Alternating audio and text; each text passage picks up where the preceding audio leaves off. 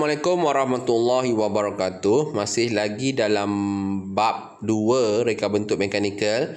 Cikgu Azli kali ini Cikgu Azli nak ajar subtopik yang ke-7 2.2.7 cadangan penambahbaikan kepada sistem tersebut oleh murid. Ni okey, apa yang kamu nak cadangkan, penambahbaikan yang kamu nak buat. Okey. Okey, penambahbaikan sistem perlu dilakukan sekiranya sistem yang diguna pakai pada produk itu mengalami kegagalan dari segi fungsi atau kecacatan pada reka bentuk.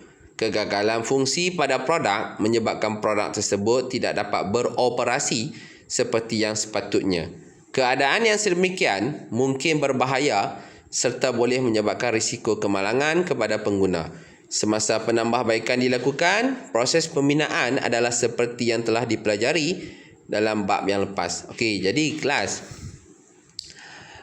penambahbaikan ni sentiasa dilakukan, sentiasa perlu dilakukan. Ini bermaksud sesuatu produk tu bukan senang kita nak keluarkan, nak pasarkan. Okey, kita perlu buat uji kaji dulu. Betul-betul buat uji kaji. Kalau dah komplit pun kita takkan pasar secara meluas lagi. Kita bagikan kepada satu masyarakat kecil, bagi dia orang guna dulu, tengok apa feedback. Kalau ada kelemahan, kita buat penambahbaikan. Okey, cadangan penambahbaikan ni dalam 4 aspek lah. Cikgu dah sentuh dia dulu. Dari segi rupa bentuk, dari segi bahan yang digunakan, dari segi fungsi, adakah produk kita tu berfungsi dengan sepatutnya. Kalau fungsi dia mengeluarkan cahaya tapi dia tak mengeluarkan cahaya, maksudnya dia tak berfungsi. Kalau fungsi dia menakung air tapi dia tak boleh, dia bocor, maksudnya dia tak berfungsi. Kalau fungsi dia ialah berputar tapi dia tak berputar, maksudnya dia tak berfungsi.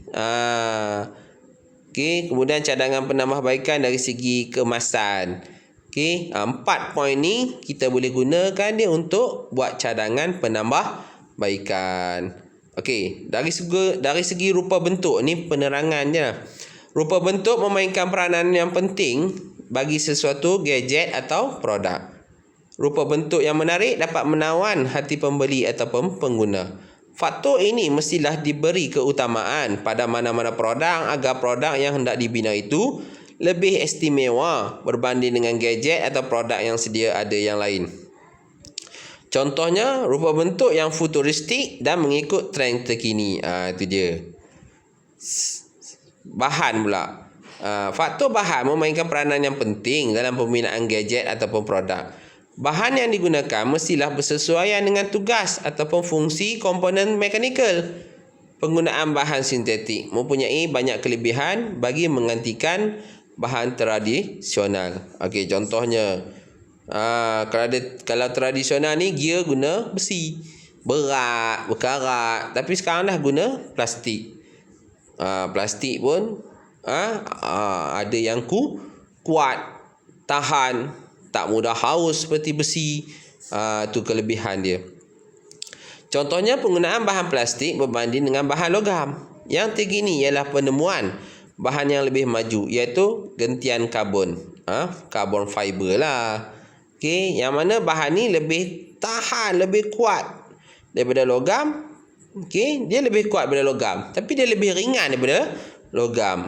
Tu badan kapal terbang tu banyak menggunakan carbon fiber ni sebab dia bila dia ringan, okey, tapi kuat, sesuai lah. Okey, dari segi fungsi, itulah fungsi ini maksudnya tugas.